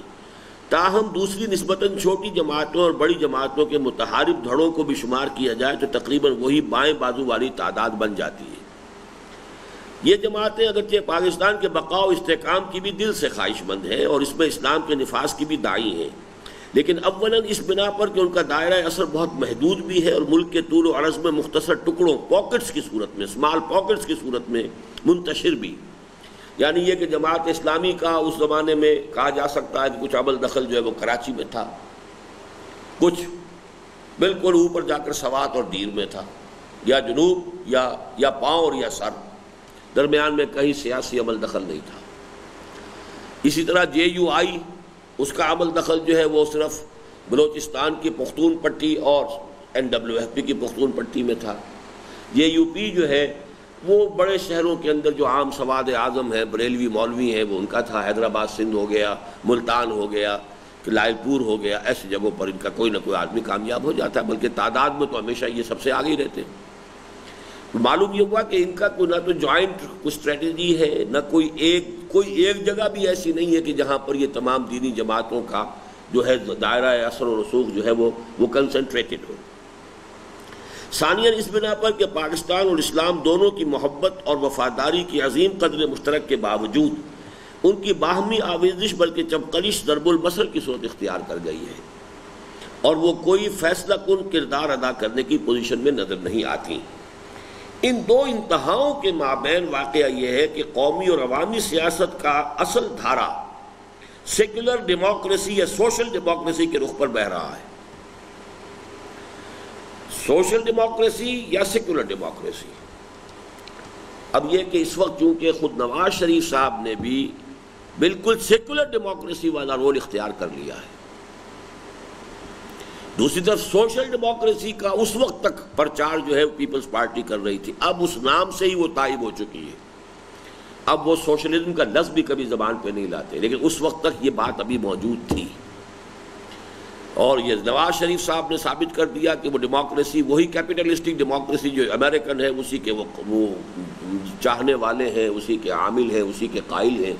2/3 اکثریت کے باوجود انہوں نے ملک کے اندر کتاب و سنت کی بالادستی کی ترمیم جو ہے دستور میں نافذ نہیں کرائی. ان دو انتہاؤں کے مابین واقعہ یہ ہے کہ قومی اور عوامی سیاست کا اصل دھارا سیکولر ڈیموکریسی یا سوشل ڈیموکریسی کے رخ پر بہہ رہا ہے، جس میں یوں تو جماعتی اور تنظیمی سطح پر دو نام سامنے آتے ہیں، یعنی ایک پاکستان پیپلز پارٹی کا اور دوسرا تحریک استقلال کا. لیکن بنظر غائب دیکھا جائے تو صاف نظر آتا ہے کہ یہ عظیم دھارا اصلاً کچھ چھوٹی اور بڑی اور نئی اور پرانی شخصیتوں اور ان کے مداحوں اور حامیوں اور عاشقوں اور جانثاروں پر مشتمل ہے، جو ایک دوسرے پر بازی لے جانے کی سرتوڑ کوششوں میں مصروف ہے. اور سر دست یہ کہنا مشکل ہے کہ اس عظیم لہر پر سواری کی سعادت کس کے حصے میں آتی ہے. گویا دیکھیے اس بحر کی تہ سے اچھلتا ہے کیا، گنبد نیل و فری رنگ بدلتا ہے کیا. یعنی بھٹو کا عشق، بھٹو کا نام، بھٹو کا نعرہ اب اس کو استعمال کر رہے ہیں، لیکن یہ کہ یہ کب تک استعمال ہوگا، کیا شکل ہوگی، کہا نہیں جا سکتا۔ اس درمیانی دھارے میں ایک طوفانی لہر حال ہی میں آنسہ بے نظیر بھٹو کی اپنی اختیاری جلاوطنی کو ختم کر کے پاکستان واپسی اور شہر اقبال میں ورود، اور اس موقع پر ان کے بے مثال اور حد درجے والہانہ استقبال، اور پھر پاکستان کے دل پنجاب اور اس کے بھی اصل قلب یعنی لاہور، گجرانوالہ، شیخ اپرا اور فیصل آباد وغیرہ کے اضلاع میں ان کے شاندار اور والہانہ خیر مقدم اور عظیم الشان جلسوں اور جلوسوں کی صورت میں اٹھی ہے، جس نے سوچنے اور سمجھنے کی صلاحیت سے کسی بھی درجے میں بہرور پاکستانی مسلمان کو نہ صرف یہ کہ ورطہ حیرت میں ڈال دیا ہے، بلکہ ملک و ملت کے مستقبل کے بارے میں سنجیدگی سے سوچنے اور غور کرنے پر مجبور کر دیا ہے۔ اور غالباً یہ بھی اسی کا شاخسانہ ہے کہ مجلس اقبال بھی، جو ایک خالص روایتی اور ثقافتی ادارہ بن چکی تھی، فکر اقبال کی روشنی میں حالات حاضرہ اور ہماری قومی ذمہ داریوں کا جائزہ لینے پر مجبور ہو گئی ہے۔ یہ تو ابھی تمہید ہوئی ہے اس خطبے کی، عنوان کا پس منظر۔ ہماری قومی اور عوامی سیاست کے اصل اور عظیم تر درمیانی دھارے میں جو طوفانی لہر حال ہی میں اٹھی ہے، اس کے ضمن میں یہ بات بھی بالکل غلط نہیں ہے کہ یہ کسی حد تک 8-9 سال کے سیاسی حبس کا رد عمل ہے۔ 8-9 سال سے مارشل لا چلا آ رہا تھا، اس کا جو سیاسی حبس تھا، تو حبس کے بعد بارش ہوتی ہے تو یہ گویا کہ رد عمل کی صورت ہے۔ اور اس بات میں بھی یقیناً کچھ نہ کچھ صداقت موجود ہے کہ حالیہ طوفانی کیفیت زیادہ دیر برقرار نہیں رکھ سکتی، گویا چڑھی ہے یہ آندھی اتر جائے گی، یعنی یہ دونوں فیکٹرز موجود ہیں بالفعل۔ لیکن اس قسم کے جملہ عوامل کا حصہ منہا کرنے کے بعد بھی، منہا کسے کہتے ہیں؟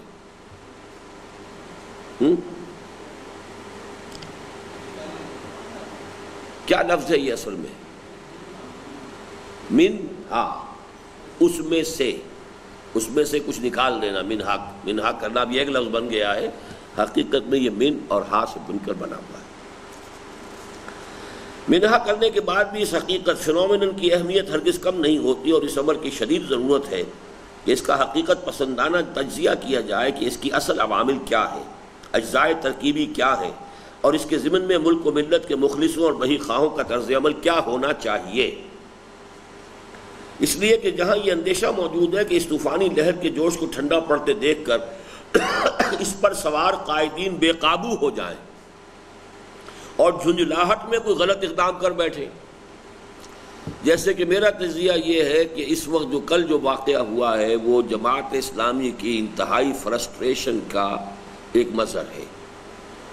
سیاسی اعتبار سے ایل بی ڈبلیو ہو چکی، کوئی حیثیت نہیں رہی، اب اس کے کارکن تو ہیں، موجود ہیں، ان میں جوش ہے، خروش ہے، لہذا جماعت ہی کے ایک اہم کارکن کے جو تقریباً لیڈ کر رہے تھے اس قافلے کو جو لاہور سے گیا ہے، وہ مجھے صاف بتا کر گئے ہیں کہ ہماری مرکزی جو قیادت ہے اس کا فیصلہ یہ تھا کہ کہیں بھی ریزسٹ نہیں کیا جائے گا، بلکہ جہاں روکا جائے گا وہیں پر دھرنا مار کر بیٹھ جائیں گے۔ لیکن اس پر ایک حصے نے تو عمل کیا ہے، سرحد کی طرف سے جو بھی جماعتیں ان کی نکلی، گروپ آئے، جہاں جہاں انہیں روکا گیا وہ وہیں پر بیٹھ گیا، دھرنا مارا انہوں نے۔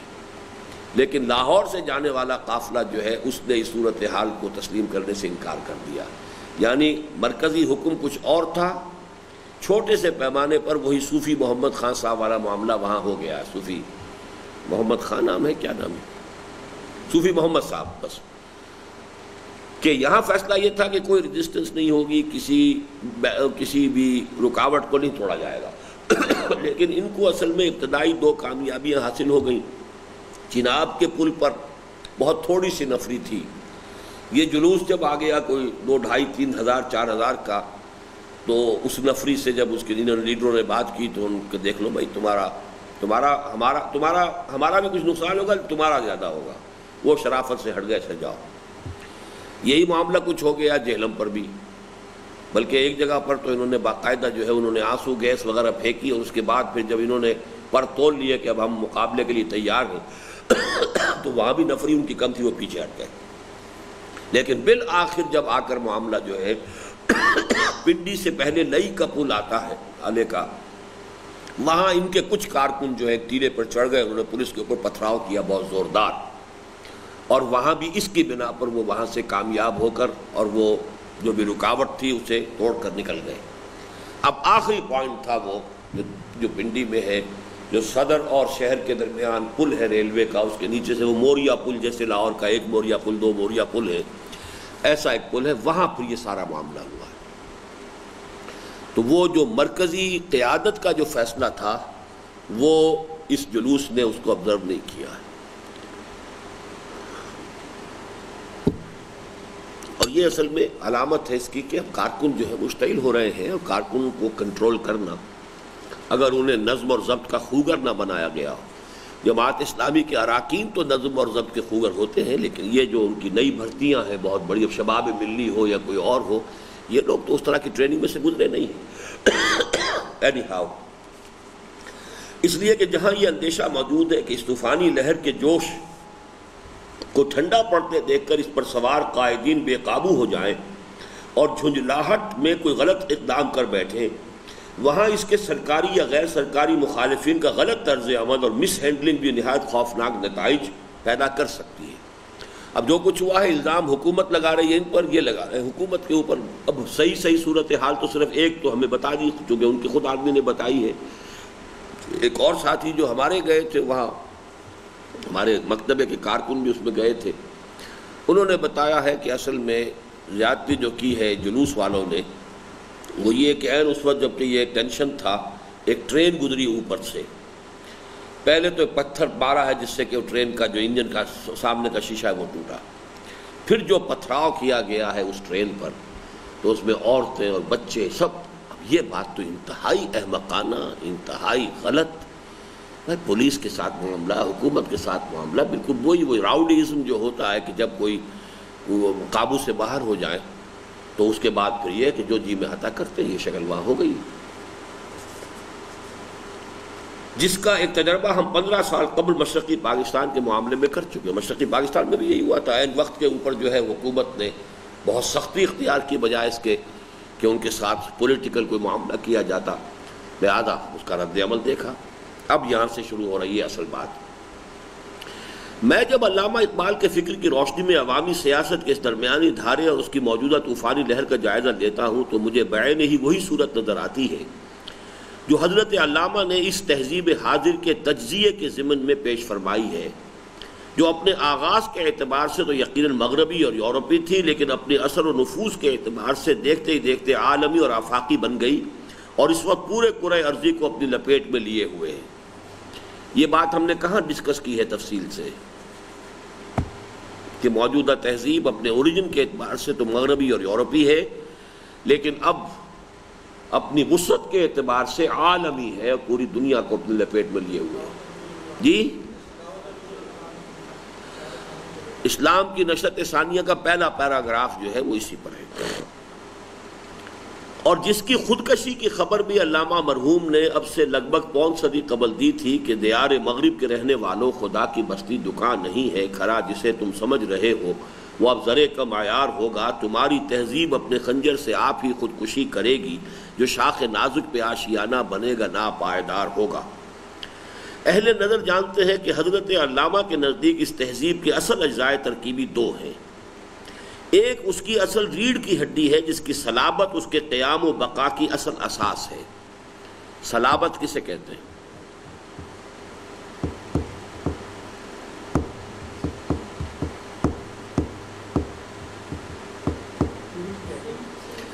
ریڑھ کی ہڈی صلب، بین صلب و ترائب، تو صلب چونکہ یہ جو ہے ریڑھ کی ہڈی، اسی سے انسان کا قد سیدھا ہے، اس میں ذرا سی گڑبڑ ہو جائے تو کبڑا ہو جائے گا۔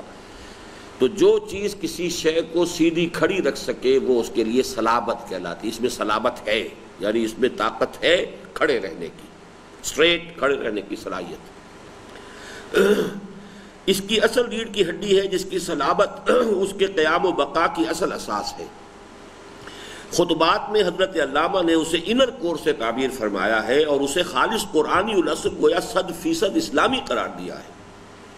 یعنی الفاظ قرآنی ولا تقف ما لیس لک بہ علم ان السمع والبصر والفؤاد کل اولئک کان عنہ مسئولا کے مطابق یہ طرز و روش کے اپنے موقف کی بنیاد نہ توہمات پر قائم کی جائے، نہ نرے ہوائی تخیلات پر، بلکہ مشاہدات و تجربات اور ان پر مبنی ٹھوس استدلال پر قائم کی جائے۔ یہ آپ آیت پڑھ چکے ہیں نا، کہاں ہے یہ؟ بنی اسرائیل کا 4واں رکوع، ٹھیک؟ کیا ترجمہ ہے اس کا؟ وَلَا تَقْفُ مَا لَيْسَ لَكَ بِهِ عِلْمٌ، مت پیچھا کرو۔ تقفو کیا وہ ہے کلمہ؟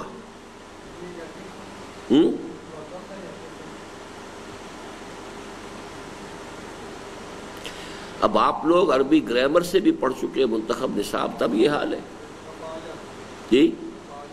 قفا، قاف فا یا، اسی سے لفظ بنتا ہے قافیہ۔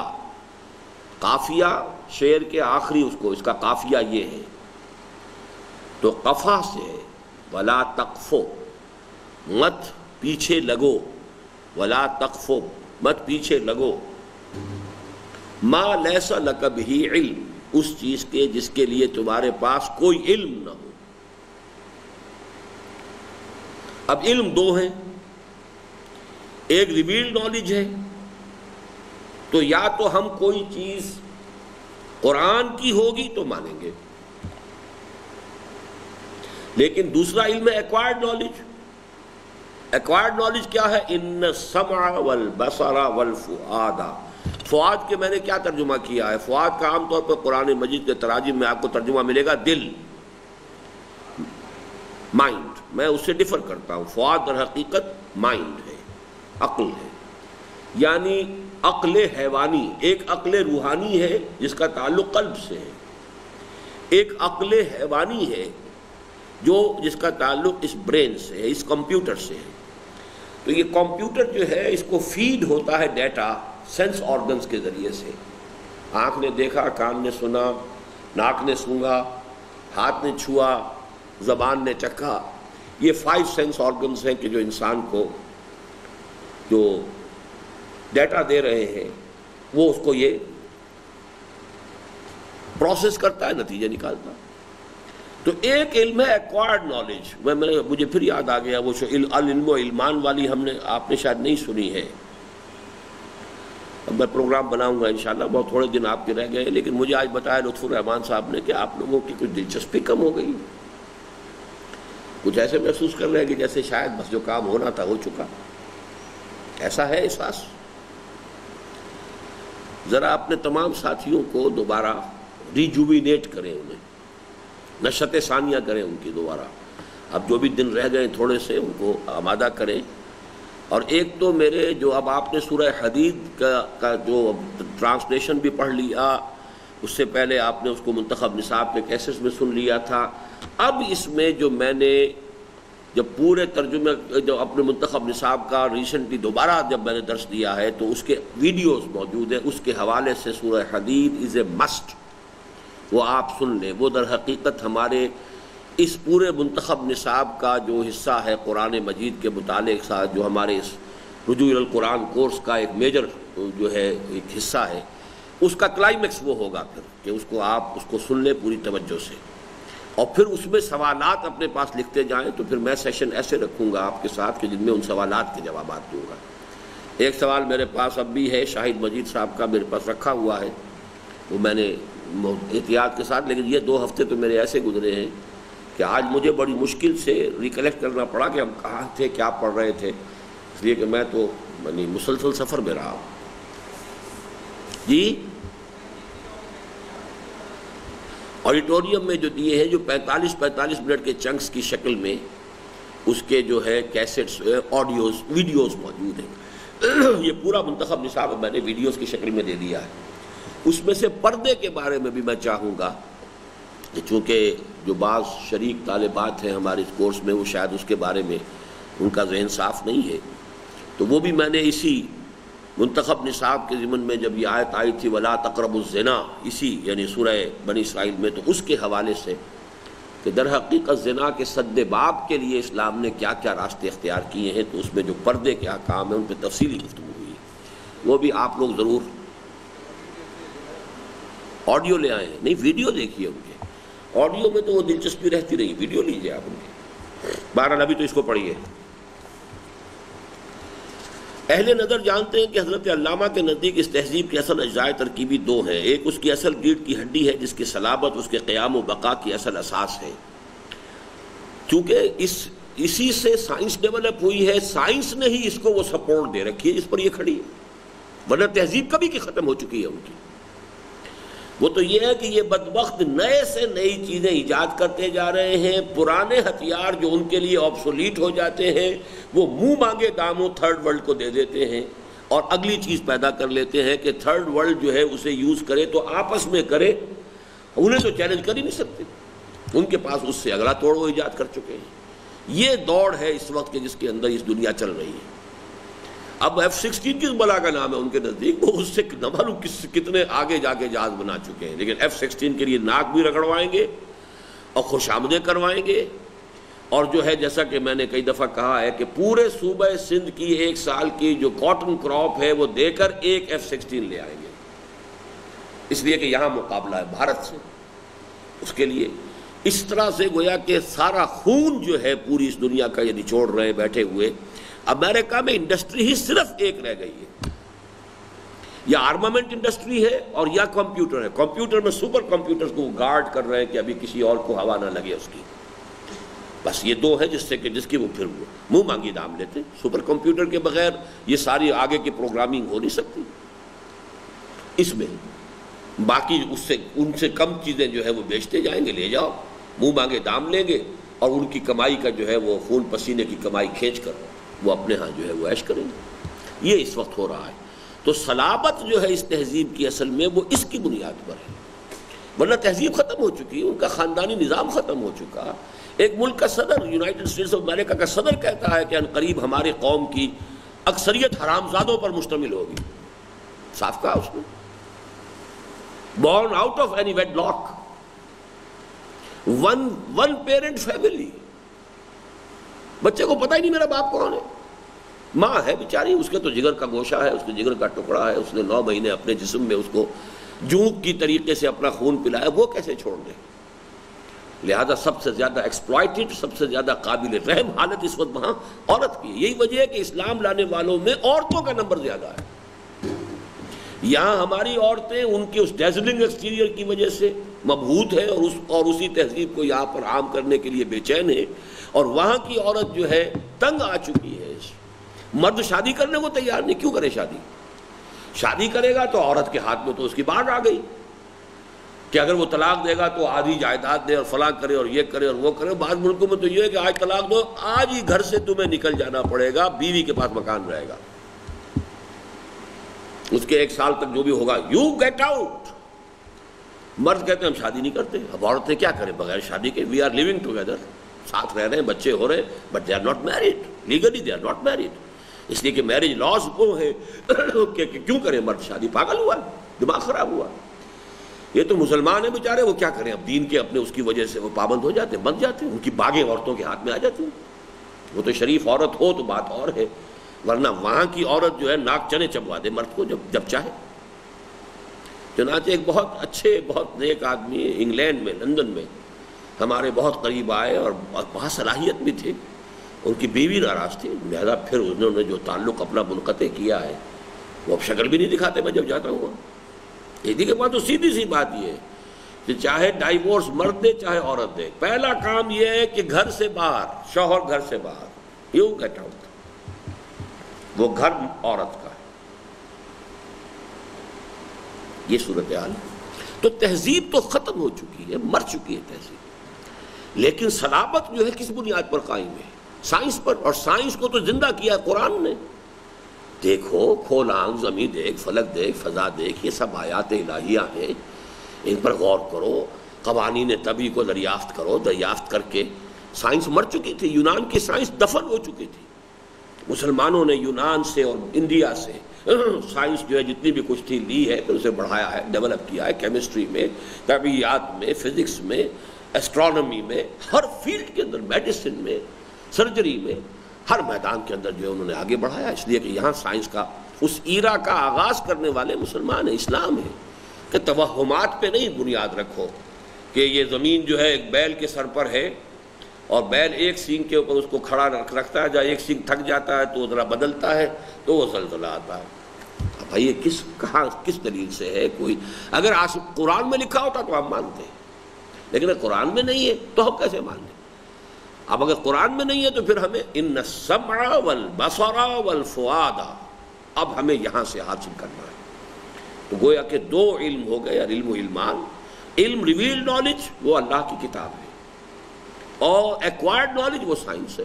وہ پھر یہ ہے کہ اپنی آبزرویشنز، اپنے سینس ڈیٹا اس کو پروسیس کرو، دماغ کے ذریعے سے آگے بڑھو۔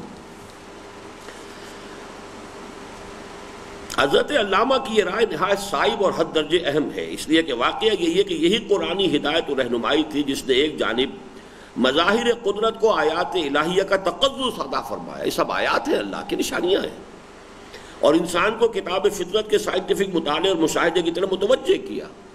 افلا ينظرون الى الابل کیف خلقت، کیف، کیسے بنایا گیا اونٹ، ذرا غور کرو نا۔ اب اس کی اناٹومی پڑھو، اس کی فزیولوجی پڑھو کہ یہ صحرا کے ساتھ کس درجے اس کی مطابقت ہے۔ افلا ينظرون الى الابل کیف خلقت والى السماء کیف رفعت، اب یہ آپ کی کاسمولوجی ہو گئی، ایسٹرونومی ہو گئی، یہ کس طرح کی یہ بلندیاں کیسے قائم ہیں، وہ کشش ثقل کا باہمی جو ہے کیا نظام ہے۔ اب یہ تمام چیزیں الى الابل کیف خلقت والى السماء کیف رفعت والى الجبال کیف نصبت والى الارض کیف سطحت فذکر انما انت مذکر۔ اور دوسری جانب منطق کو استخراج کی تنگنائیوں سے نکال کر استقراء کی وسعتوں اور پہنائیوں سے روشناس کرایا۔ اب یہ بڑا مستقل لفظ آ گئے دونوں۔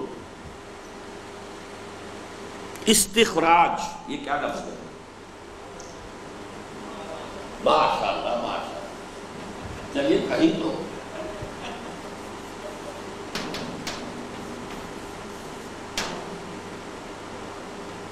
اور استقراء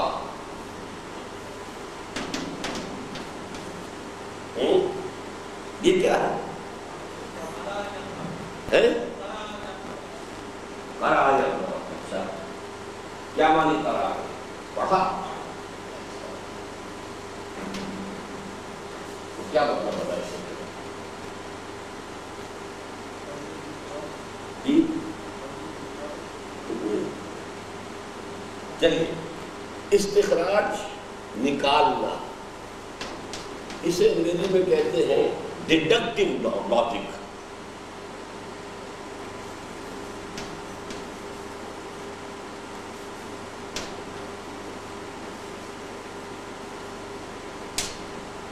ڈیڈیوس کرنا، ڈیڈیوس کسی چیز سے کسی چیز کو نکالنا، ڈیڈکٹیو لاجک۔ یہ قرا جو ہے پڑھنے کے معنی میں بھی آتا ہے، لیکن یہ بھی در حقیقت اسی معنی میں کمپوز کرنے کے، اسی سے لفظ قریہ، قریہ کسے کہتے ہیں جی؟ بستی جہاں لوگ جمع ہیں۔ استقراء کے معنی جمع کرنا، قرا پڑھنا بھی ہے اور قرا جمع کرنا بھی ہے۔ جمع کرنا یہ ہے کہ آپ بڑے وسیع مشاہدے سے اب آپ کچھ چیز لیجیے، اور استخراج یہ کہ ایک اصول کے بال کے کھال نکالتے چلے جائیے۔ اس کو یوں بھی کہہ سکتے ہیں میکروسکوپک، مائکروسکوپک، لیکن اس کا یہ مائکروسکوپک اور مائکروسکوپک سے بات پوری سمجھ میں نہیں آئے گی۔ اس کو انگریزی میں کہتے ہیں انڈکٹیو لاجک۔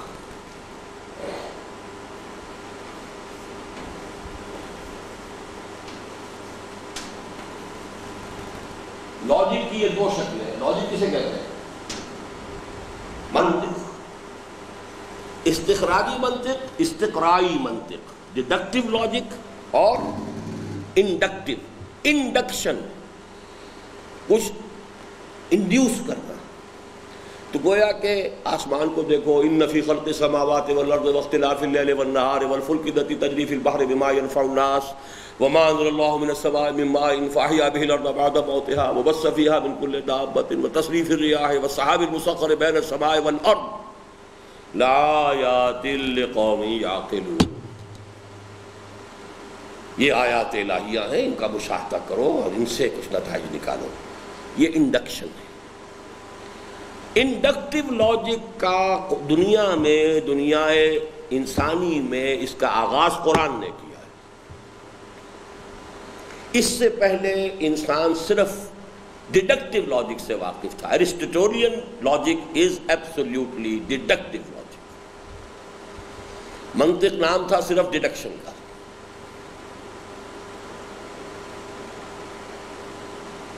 تو ڈیڈکشن کے اندر کیونکہ مشاہدات پہلے تھے ہی کم، سائنس کی معلومات تھیں ہی کم، جو تھوڑی بہت تھی ہلدی کی گانٹھ جس کو مل گئی اسی کے اندر سے کرنا تھا نا، جو کچھ کرنا تھا اسی میں سے نکالنا، اسی میں سے جو بھی نتیجہ، وہ ساری عقل کی خیال آرائی ہے۔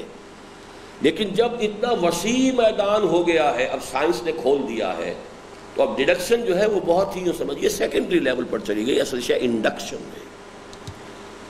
جتنا براڈ آپ کا مینٹل جو ہے بیک گراؤنڈ ہوگا، جتنا ویژن براڈ ہوگا، جتنی جو ہے آپ کی وسعت نگاہ ہوگی، اتنا ہی آپ صحیح رائے تک پہنچیں گے۔ نہ یہ کہ وہ جس کو کہتے ہیں کہ کنویں کے مینڈک کی طریقے سے جو چند چیزیں معلوم ہے وہ اسی کے حصے بکھرے کر کے جوڑتے، ادھر سے ادھر سے جوڑ رہے ہیں۔ نوٹ کیجئے، اس لیے کہ واقعہ یہی ہے کہ یہی قرآنی ہدایت و رہنمائی تھی۔ کون سی؟ ان السمع والبصر والفؤاد کل اولئک کان عنہ مسئولا، جس نے ایک جانب مظاہر قدرت کو آیات الہیہ کا تقدس عطا فرمایا، وہ آیت جو میں نے ابھی آپ کو سنائی، آیت الآیات جسے میں نے نام دیا ہے، اور انسان کو کتاب فطرت کے سائنٹیفک مطالعے اور مشاہدے کی جانب متوجہ کیا، اور دوسری جانب منطق کو استخراج کی تنگ نائیوں سے نکال کر استقراء کی وسعتوں اور پہنائیوں سے روشناس کرایا، اور اس طرح جدید سائنس اور ٹیکنالوجی کے لیے میدان ہموار کیا۔ چنانچہ یہی چیز یورپ میں تحریک احیاء علوم کی بنیاد بنی، جس کے نتیجے میں یورپی اقوام اوج ثریا پر پہنچی، اور یہ صورت پیدا ہوئی کہ عروج آدم خاکی سے انجم سہمے جاتے ہیں کہ یہ ٹوٹا ہوا تارا مہ کامل نہ بن جائے۔ حضرت علامہ کی یہ غرض نگاہی بجائے خود جس عظمت کی منظر ہے اس سے قطع نظر میرے لیے اس کی قدر و قیمت کا، چونکہ یہ میں بیان کر چکا ہوں آج شروع میں، اس لیے صرف پڑھنے کی بات ہے، میرے لیے اس کی قدر و قیمت کا ایک اضافی پہلو یہ ہے کہ اس سے نبی اکرم صلی اللہ علیہ وسلم کے ایک اہم قول کی عظمت و صداقت مبرہن ہوتی ہے، جو صحیح مسلم میں حضرت عمر رضی اللہ تعالیٰ عنہ سے مروی ہے کہ ان اللہ یرفع بہذا الکتاب اقواما ویضع بہ آخرین۔ اب اللہ تعالیٰ اسی کتاب قرآن کے ذریعے قوموں کو ابھارے گا اور اسی کے ترک کرنے کے باعث قوموں کو گرائے گا۔ گویا مغربی تہذیب بھی جو ابھری تو یقیناً قرآن ہی کی ہدایت و رہنمائی کے ایک اہم جز کے سہارے ابھری، اور مسلمان گرے تو اسی سبب سے گرے کہ انہوں نے قرآن کی اس ہدایت سے یورپ کو روشناس کرانے کے بعد خود اسے ترک کر دیا۔ گویا وہ زمانے میں معزز تھے مسلمان ہو کر، اور تم خوار ہوئے تارک قرآن ہو کر، اور خار از محجوری قرآن شدی، شکوہ سنجے گردش دوراں شدی، اے چو شبنم بر زمیں افتندئی، در بغل داری کتاب زندئی۔ تو اس حدیث کو اب میں اقوام، صرف مسلمان اقوام نہیں بلکہ اس کو جیسا کہ اس لفظ کا تقاضا ہے کہ عام کیا جائے، کہ در حقیقت قرآن مجید کے اس اصول کی طرف جس کی طرف کہ علامہ اقبال نے نشاندہی کی ہے، that the inner core of the present western civilization is Quranic۔ اس کے گرد جو انہوں نے اب لبادے جو ہے ڈال دی، اب ان کا تجزیہ ایک ایک کر کے میں بتاؤں گا کہ اس کے اندر اچھائی اور برائی کس کس طریقے سے لپٹ گئی ہے، باطل نے کس طرح اس کا گھیراؤ کر لیا ہے، اور اس کے کچھ مظاہر ہیں جو ڈیزلنگ ہیں، نظر کو خیرہ کرتی ہے چمک تہذیب حاضر کی، یہ صناعی بگر جھوٹے نگوں کی ریزہ کاری ہے۔ لیکن یہ کہ یہ صرف ایک بات کہہ دینے سے تو نہیں بنتی جب تک کہ آپ اس کا تجزیہ نہ کریں، تو ان کا تجزیہ کر کے بات کو آگے چلائیں گے انشاءاللہ کل۔